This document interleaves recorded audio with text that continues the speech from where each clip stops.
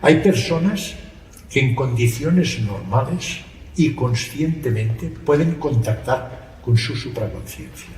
Lo mismo, hay manifestaciones y contactos con la supraconciencia conscientes que se lo provocan ellos tranquilamente. Es decir, son personas ya evolucionadas con una facilidad para contactar con la supraconciencia. Usted la tiene.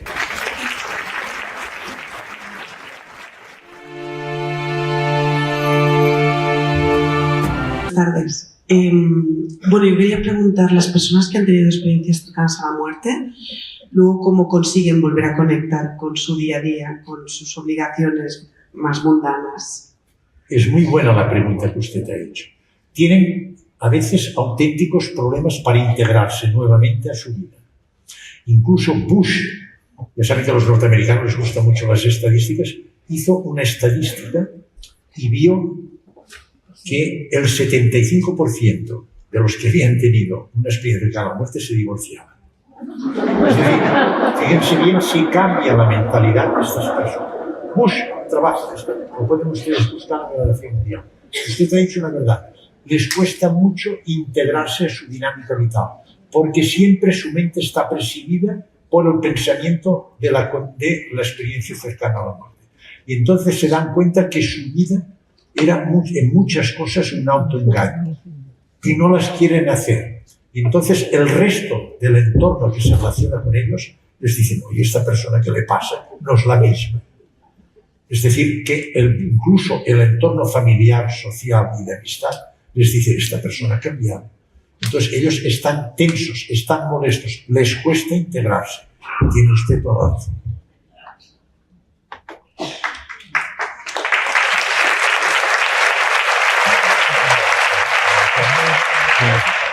Buenas noches. Bueno, mi pregunta es que yo no viví una ECM como tal, sino mediante un ritual de una medicina tradicional sudamericana. Sí que tuve, tal y como usted lo ha descrito, ¿no?, esa sensación de contactar con mi padre que hace 35 años falleció. Y fue algo que me ha costado mucho también hablar con las personas hasta que le conocí. Así que le agradezco enormemente que ponga también un poquito en valor, ¿no?, que es esta situación. Y no sé qué piensa usted de estas medicinas ancestrales, como en este caso la ayahuasca, que fue lo que me hizo contactar con mi padre. Realmente fue, pues, sin hablar. Yo vi una luz enorme, vi dónde está, que no está solo y que el lugar donde está es un lugar mágico, donde no existe ego y donde no existe ningún tipo de culpa. Tiene usted razón, es verdad. Sobre todo en los pueblos primitivos usaban sustancias que condicionaban alucinógenas, sobre todo las derivadas del ácido lisérgico. Entonces, incluso en el budismo tibetano, saben que para confirmar la reencarnación de un personaje importante en una determinada persona, entonces hay unas personas ya especiales, expertas de una sensibilidad especial, que toman sustancias alucinógenas y ellos pues aseguran. Es cierto esto. Hay determinadas sustancias alucinógenas y en determinadas personas que pueden condicionar una situación de contactar, incluso llegar a contactar con su supraconciencia. Y ellos lo hacían, los pueblos primitivos, lo hacían exactamente con bailes, con cantos y tomando sustancias alucinógenas para buscar, al contactar con la supraconciencia, pues buscar las propiedades de la supraconciencia, la omnisciencia, la capacidad, por ejemplo, de precognición, saber lo que pasará, decidir cosas. Pero es cierto que en determinadas personas, usted por lo que cuenta tuvo una experiencia cercana a la muerte, totalmente clarísimo la tuvo, y fue exactamente con una sustancia alucinógena. Esto quiere decir que usted tiene una sensibilidad especial, ¿eh? Hay personas que en condiciones normales y conscientemente pueden contactar con su supraconciencia.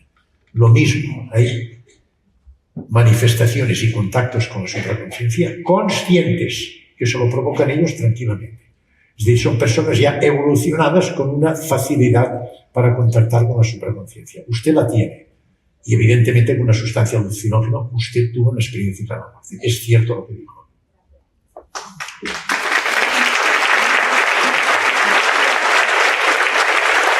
De todas maneras, yo le aconsejo una cosa, no lo prodiguen esto, porque esto está demostrado que estas sustancias provocan lesiones neuronales importantes. No lo hagan. Sobre todo alteraciones sensoriales importantes y pueden determinar al final psicosis, es decir, trastornos psiquiátricos.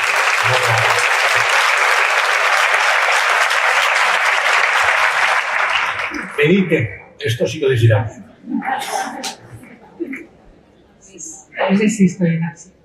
Yo quería darle las gracias por esta exposición tan interesante. Yo soy enfermera y he estado trabajando con pacientes paliativos y realmente me relataban no experiencias de ICM, pero sí que cuando estaban muy cerca del umbral de la muerte veían muchas veces seres queridos que venían a buscarlos o a despedirse.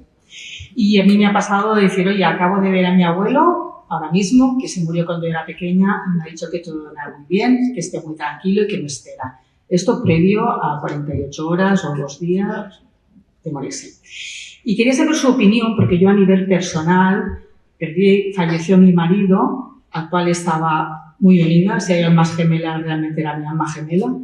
Y cuando falleció, al cabo de un tiempo, lo he visto varias veces, sin tomar nada, o sea, estaba yo pero lo he visto, me ha hablado mentalmente, venía muy luminoso, espectacularmente guapo, porque venía como un ser luminoso de luz.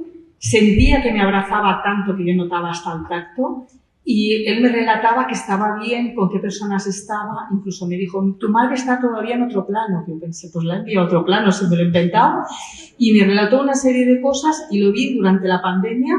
No sé si es porque yo estaba enfermera trabajando a primera línea y necesitaba más ayuda de lo normal, pero lo vi varias veces tranquilizándome, pero lo veía como si estuviera allí mismo en la habitación, lo tuviera presente. Quería saber un poco su opinión. Me he enrollado mucho, perdone, pero me gustaría saber su opinión. Gracias.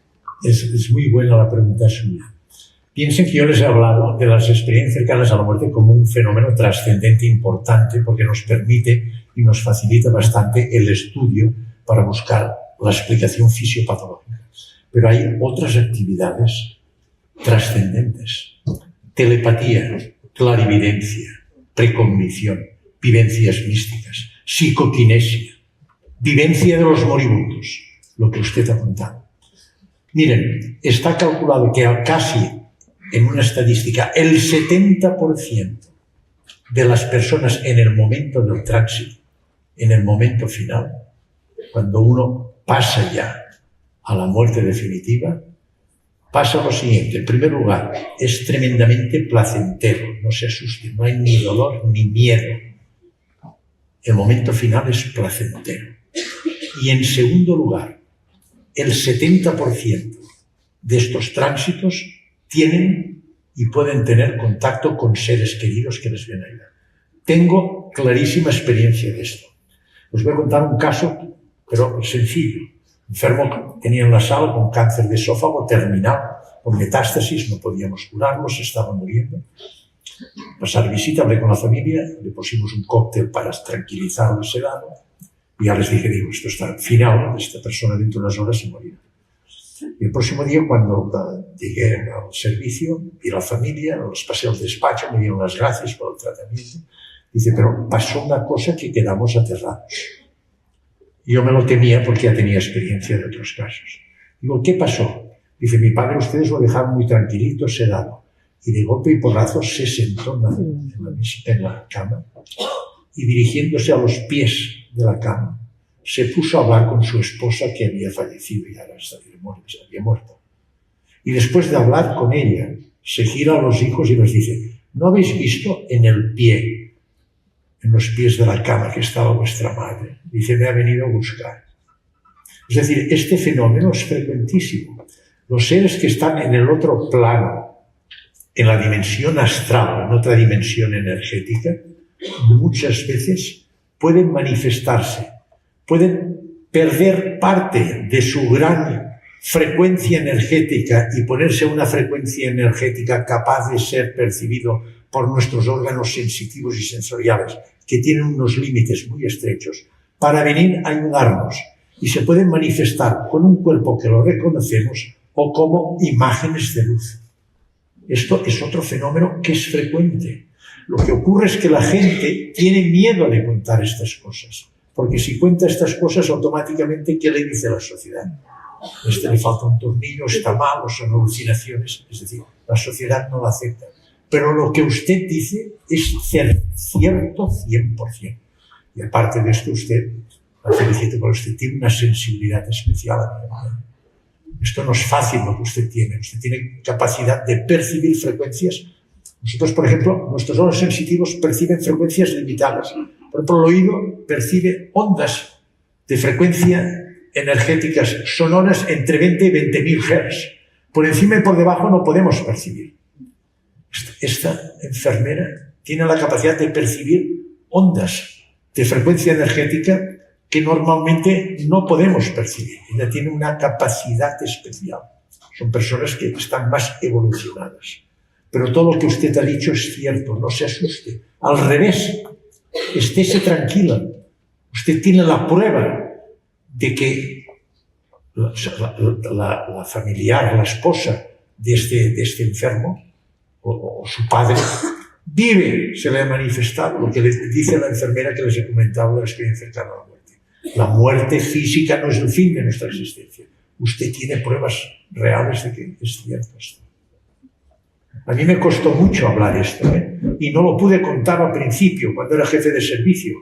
Investigaba, iba acumulando experiencia, pero si lo cuento, a mí me ingresan en psiquiatría. Ahora estoy jubilado y lo digo, ya no tengo miedo.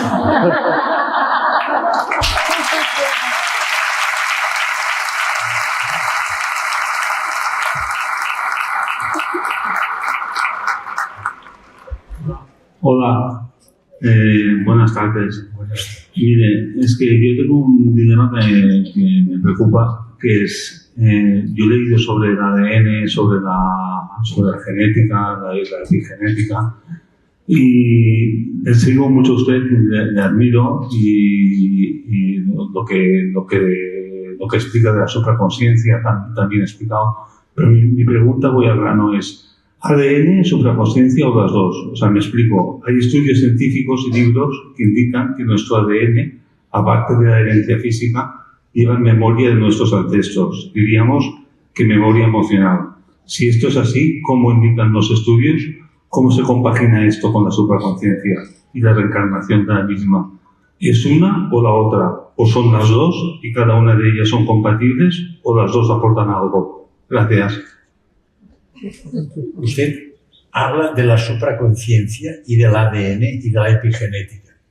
La epigenética, ya saben que es la ciencia que estudia el impacto que el entorno condiciona al ser humano, que es muy profunda, usted lo sabe mejor que yo, si estudia la epigenética. Es tan profunda que afecta incluso a nuestro ADN.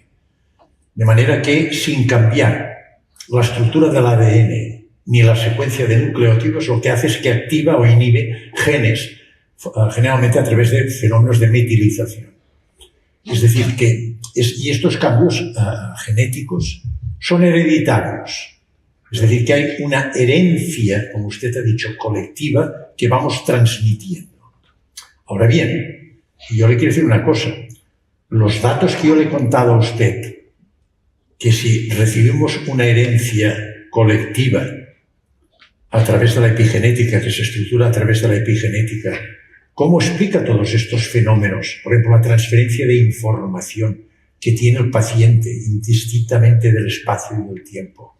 ¿Cómo explica el fenómeno de la resonancia magnética funcional, que realmente demuestra que vio un objeto durante la experiencia cercana a la muerte? Una paciente que no sabía que existían las ECM y que no vio nunca más este objeto. ¿Cómo lo explica esto usted desde el punto de vista del ADN? Yo no le veo una explicación posible científica basada en la ciencia. Ahora, evidentemente tenemos, como dijo Jung, una conciencia propia que se estructura por una caracterología que adquirimos durante El carácter son unos hábitos, la estructura unos hábitos que se adquieren ya en el claustro materno en los primeros años de vida, que condicionan nuestra conciencia local, el carácter de nuestra conciencia local. Y después tenemos también, se forma a través del ADN que recibimos de la conciencia colectiva. Pero yo hay cosas que no le veo. Yo he hablado con expertos en epigenética. En nuestro hospital, en el hospital de Belviche, tenemos gente muy experta en este sentido. Y le he contactado y lo hemos comentado, y la verdad es que hay fenómenos que no se explican por la epigenética. Usted ha hablado de la reencarnación también. La reencarnación es otro capítulo distinto. La reencarnación saben que la Iglesia no la acepta. La reencarnación la Iglesia habla de la resurrección al final de los tiempos. En cambio, la reencarnación hoy hemos de aceptar que científicamente está aceptada. Hay datos muy claros, trabajos de Jan Stevenson, de Brian Weiss, con la aplicación de la hipnosis, tenemos pruebas de que la reencarnación es una realidad. Es decir, que nuestra supraconciencia, que es única e irrepetible, después de la muerte física pasa a un plano astral. Y según el grado de evolución, es la rueda del samsara. Nacimientos, vida, muerte, nacimientos, hasta que se llega, como explicaba muy bien Teilhard de Chardin, un jesuita que habla de la evolución del ser humano. Empezamos en el punto alfa lleno de impurezas y hemos de llegar al punto omega de la santidad o budeidad. Y en este camino vamos eliminando impurezas. Y en cada reencarnación, todas las dificultades son enseñanzas para ir evolucionando hasta llegar a la santidad.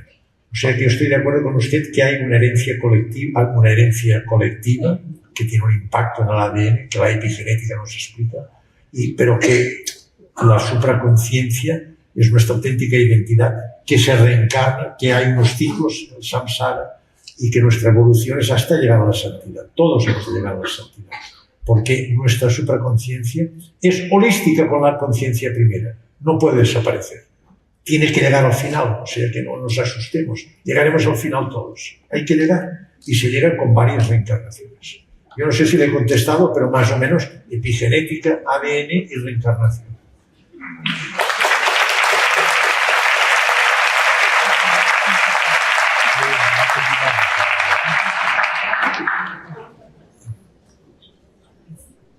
Hola, yo tenía una pregunta que va relacionada con cómo se produce la disolución del ego con la disolución de la materia y la relación que tiene el ego con la supraconciencia, una información que ha habido durante la vida. ¿Cómo funciona esto? Sí, tiene usted razón. Tenemos dos conciencias. La conciencia local o neuronal, que es propia de la actividad de las neuronas. La prueba la tiene que cuando usted inhibe las neuronas desaparece la conciencia local. ¿Cuándo? Cuando duerme, por ejemplo. O si le administramos un anestésico general por vía endovenosa o inhalatoria, usted se inhibe la conciencia local o neuronal, usted pierde el sentido. Yo como cirujano aprovecho para operarlo y el anestesista, una vez determinado, pues de manera reversible despierta al enfermo. Es decir, vuelve a recuperar su conciencia local o neuronal. Aparte de esto tenemos la conciencia no local, la supraconciencia, que es la que persiste después de la muerte física y nos explica todos estos fenómenos de las ECMs. ¿Cómo se relacionan? Se lo comenté a través de los microtúbulos, como definieron Roger Penrose y Stuart Hameroff. Hay una transferencia de información cuántica a nivel de los microtúbulos entre la supraconciencia, que es nuestra auténtica identidad, y el ego. Entonces aquí nos obliga a diferenciar tres cosas, que es, no sé si alguna vez se lo han preguntado, ¿qué es conciencia? ¿Qué es alma? ¿Y qué es espíritu? Son tres cosas distintas. Conciencia es la conciencia local o neuronal que les he explicado, que la podemos inhibir en un sueño con la anestesia. En el otro extremo está el espíritu, es la supraconciencia, es la conciencia no local, es la que persiste a pesar de la muerte física y que se va reencarnando en sus evoluciones para llegar a la santidad. Y en medio está el alma. ¿Qué es el alma? El alma es nuestra historia, es nuestro subconsciente, es lo que nos llevamos, es el karma. Nosotros hemos hecho una historia y por ley de causa-efecto hemos condicionado un karma. Y es el subconsciente de Freud, donde está almacenado toda nuestra historia.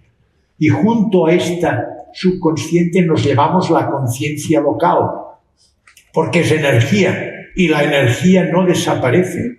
Conciencia local y subconsciente es lo que se define como alma, es lo que condiciona nuestra historia, es lo que condiciona nuestro karma, es lo que condicionará nuestro grado de evolución y por lo tanto nuestras futuras reencarnaciones. Hola.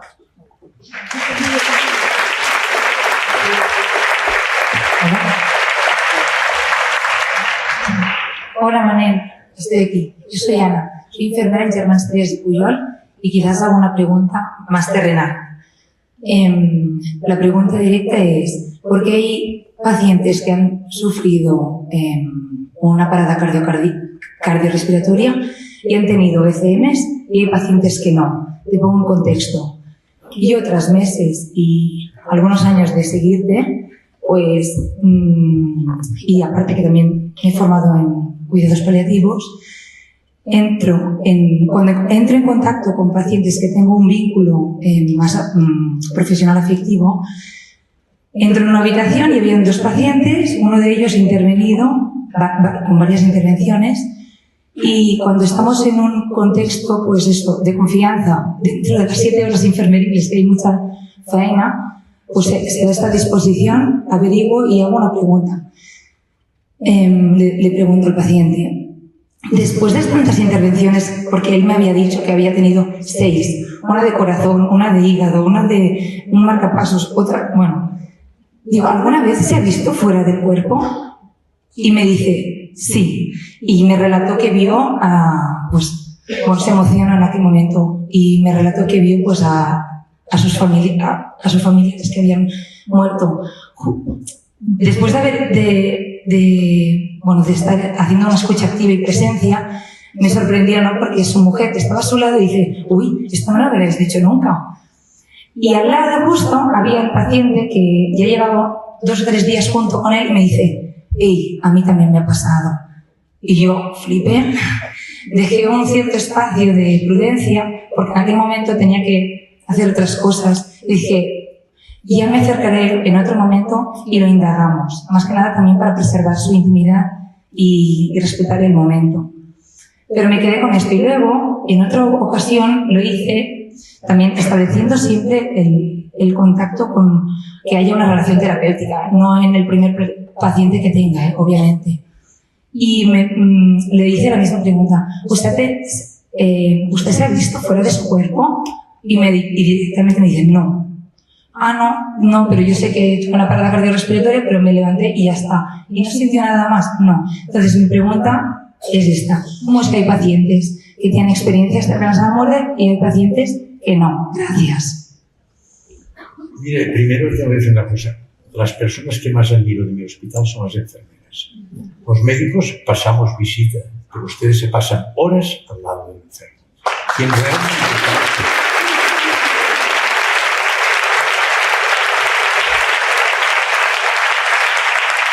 realmente conoce a los enfermos, no solo el aspecto orgánico, sino sobre todo el aspecto anímico, que es el más importante. Mire que les voy a decir hoy. Más del 90% de las enfermedades de nuestra sociedad actual son de origen mental. Y sabemos por qué. La vida anímica es fundamental. Y ustedes contactan con la vida anímica del enfermo. La pregunta que usted ha hecho, mire, las estadísticas que tenemos actuales, la de Pim Van Bommel de 344 casos, la norteamericana, la inglesa, la incidencia de experiencias cercanas a la muerte en pacientes que han tenido una parada cardiorrespiratoria y se han recuperado, está entre el 15 y el 25%. Los otros no tienen. ¿Por qué unos tienen y otros no tienen? Honestamente, no lo sabemos. No sabemos por qué. Pero hay pacientes que la tienen y otros que no la tienen. Me ha gustado todo lo que ha dicho usted. Es más frecuente de lo que se imaginan todas estas manifestaciones trascendentes. Fíjense esta enfermera que tiene la inquietud de valorar al enfermo orgánica y anímicamente, indagando un poco, fíjense si descubre cosas. Es frecuentísimo. Y fíjense también lo que les he dicho. No se atreve la gente a contarlo por miedo. El Señor no se lo contó ni a su propia esposa. Seguro que se enfadó y le pegó una bronca después. Pero fíjense bien que coincide totalmente. La pregunta que usted me ha hecho, tristemente, yo no la sé ni la podemos contestar. Sabemos que estamos en una incidencia determinada. Aunque sospechamos, miren que les digo, que la incidencia es muchísimo mayor, porque estamos seguros que muchas ECMs quedan en el anonimato por miedo del enfermo a contarlo y porque no hay conciencia colectiva, ni sanitaria, ni familiar de preguntar y consentir de que se expresen. Seguro que muchas quedan en el anonimato, no las sabemos por miedo a no contarlas. Pero a usted la felicito, es muy interesante lo que está haciendo.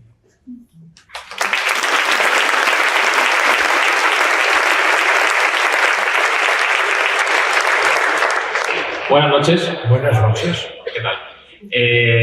Lo primero es darle las gracias por la ponencia, si mi ritmo cardíaco me lo permite. Tengo muchas preguntas, pero me centraré sobre todo en mi profesión. Yo soy docente de educación básica y me gustaría que nos dieras un consejo, porque me consta que seguramente hay más de uno, para traer todo este conocimiento al aula de una manera un poco más sencilla o un poco más palpable o un poco más fácil de concebir. Mire usted, está un tema que para mí es importantísimo. Hay un gran desconocimiento a todos estos conceptos trascendentes y a nuestra realidad existencial. Y esto empieza ya en la infancia, porque está totalmente mal enfocado. A los niños se les esconde la realidad existencial. Y llegan a situaciones tan tristes que, por ejemplo, les puedo decir, en el Colegio de Médicos hicimos un estudio estadístico de la mortalidad en Cataluña. Vimos que la supervivencia es muy buena, pero quedamos aterrados, la supervivencia es larga en Cataluña, pero quedamos aterrados porque la principal causa de muerte entre los 15 y 35 años es el suicidio. Fíjense bien lo que les digo, suicidio. Entonces, ¿por qué hay tanto suicidio? Por ignorancia. Porque no conocen la realidad existencial. Cuando uno conoce su realidad existencial, les puedo decir que la vida es maravillosa. La vida es extraordinariamente bella. Y ver el planeta es de una belleza y perfección indiscutible. ¿Y por qué no la ve? ¿Y por qué una persona se suicida? Porque no la hemos educado bien. ¿Cómo hay que educarnos? Diciendo la verdad. Hay que decir la verdad. Y decir la verdad haciéndola asequible a la situación cultural y conceptual de la persona. No podemos hablar igual a una persona de 30 años que a un niño de 6 años. Pero, por ejemplo, es una cosa que es frecuente. ¿Por qué hay que esconder los muertos a los niños? Que vean los muertos. La muerte forma parte de nuestra vida. Es tan natural la muerte como el nacimiento. Le nace un hermanito y todos sonríen. El niño llora, ¿eh? Y cuando se muere, todos lloran y él está contento. Pero ¿por qué lo escondemos? ¿Por qué hemos de engañar a los niños? Hemos de explicar a los niños con terminología que lo entiendan. ¿De qué manera? Sencilla, diciendo lo que es la verdad de la vida. Es el nacimiento, que lo hace el papá y la mamá. Y que este niño nace, es tu hermanito, que hará su vida como todo el mundo, como el abuelito, y un día te mueres cuando has hecho tu camino y te vas. Es la realidad de la vida. No engañemos a los niños. Y esto hay que empezar desde pequeño. Piensen una cosa. El carácter de una persona lo explicó muy bien Aristóteles. Vivió en el 384-322 a.C. Y dijo una frase que tiene toda su vigencia, no lo olviden. Dice: el pensamiento condiciona la acción. La acción determina el comportamiento. El comportamiento repetido crea hábitos. Los hábitos estructuran el carácter, la manera de pensar, ser y actuar. Y el carácter marca el destino. ¿Cómo se estructuran los caracteres de las personas? Se empiezan con estos hábitos que inculcamos en el claustro materno ya, y durante los primeros 7, 8, 9 días. La docencia y enseñanza en los niños pequeños es fundamental. Estamos estructurando su carácter, estamos inculcando los hábitos que condicionarán su manera de pensar y su destino. No les engañemos. Tienen más neuronas que nosotros, son listísimos. Hay que explicar la verdad. Y este es el problema de nuestra sociedad, que inculca una docencia, por lo que les he dicho antes, en que impera el ego. Y el ego tiene miedo a la muerte. Y se empieza ya los niños escondiendo la muerte de la realidad vital. Ustedes como docentes tienen una labor importantísima, sobre todo los niñitos pequeños. Están estructurando el carácter. Los hábitos fundamentales son en el entorno familiar, que tristemente estamos destruyendo la familia en nuestra sociedad. Pero los sociales son fundamentales, la escuela, y los profesores son fundamentales. Hay que decir la verdad, no esconder la verdad a los niños, ponérselo a su nivel, pero que vean la muerte como un acto tan natural, un paso tan natural, como es el nacer, el crecer, es lo mismo. Nace un hermanito y se muere el abuelo. Él lo tiene que comprender, no se asustará si se le explica de una manera lógica.